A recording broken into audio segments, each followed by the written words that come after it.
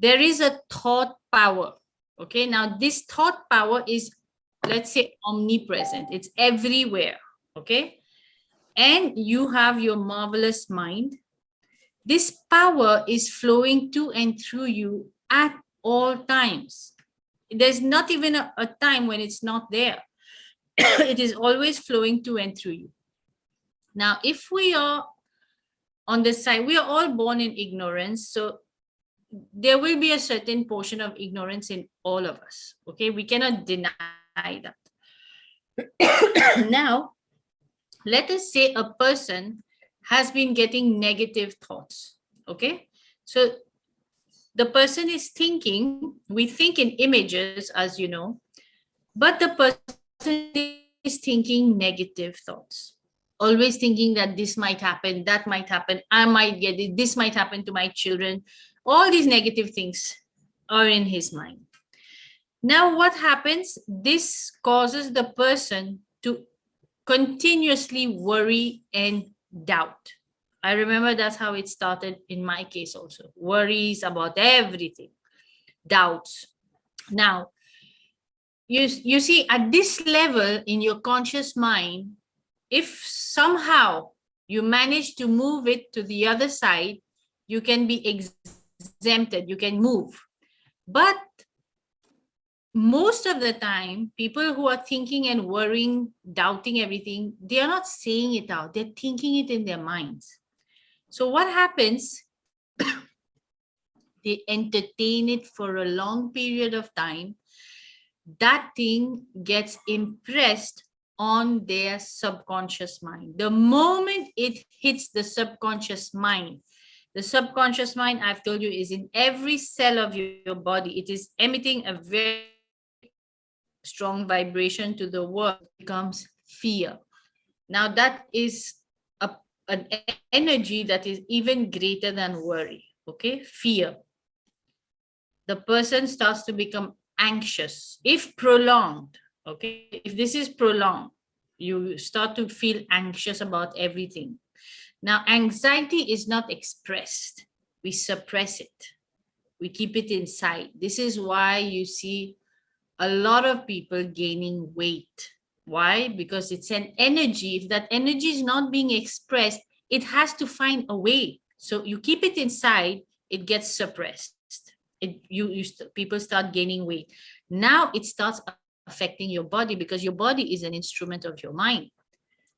Everything that goes into your subconscious mind is going to cause your vibrations to change for you to take action based on the new vibrations. So people who tend to be a lot in anxiety, they're suppressing all their feelings. They're suppressing their emotions. They've suppressed it for so long. Once it reaches the subconscious mind, the person cannot even see it in himself. It's already taken control. Okay?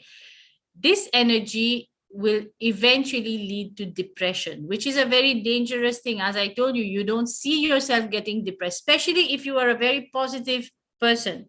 When I spoke to my mentor once, way after I came out of that situation, she said, yeah, like you were depressed. I'm like, I was depressed?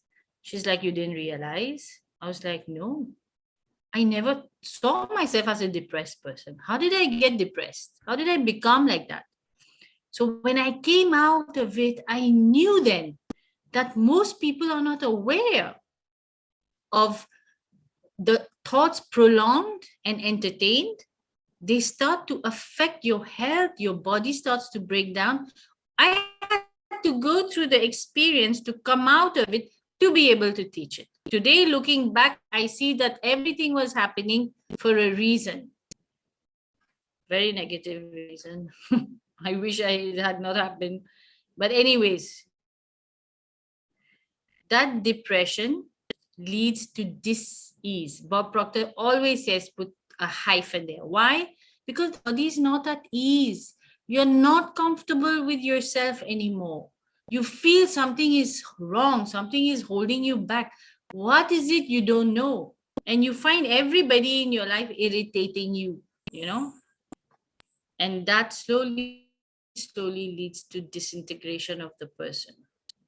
But what was, for me, what was the most dangerous part in this was that because I could not see myself, I was slowly passing this energy to my family around me, to my children. I remember when my younger son, who was the most joyful boy I know, he used to climb walls, musty in his eyes, like really happy. I remember his school selected him to go to South Africa for a convention, and I told the school, bring back his joy. And the other teacher looking at me, I was like, I don't know where his joy has gone. His joy had not gone. My joy had gone. My child was just a mirror reflection to me. So, how many mothers know that? How many mothers knew that? My mother didn't know that. You see? So, when I realized that, how many mothers don't know what this is? And we're not realizing the effect that is having on our children. Not only our children. Now, if the person has grandchildren, it's passed down some more. So you want to start to think positive today. Every day is a new day. And now just thinking positive is not going to cut it. You have to study.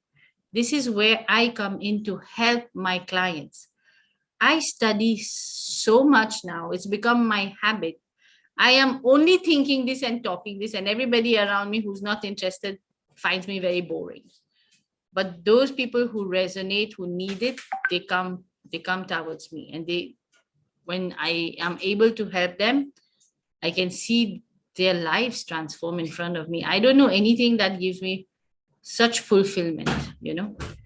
So when you study now, what you develop understanding of how the mind works, and with that comes faith.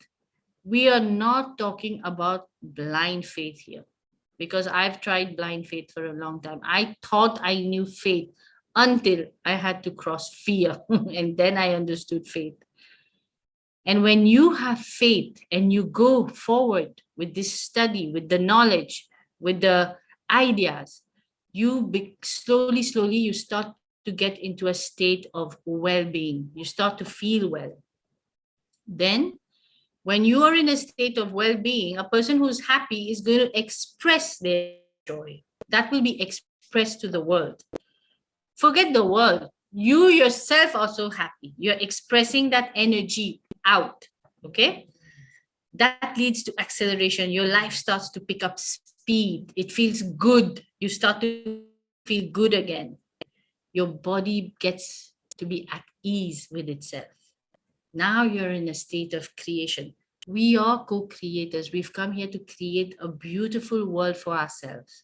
Each one sees their own world differently. Each one has their own agendas.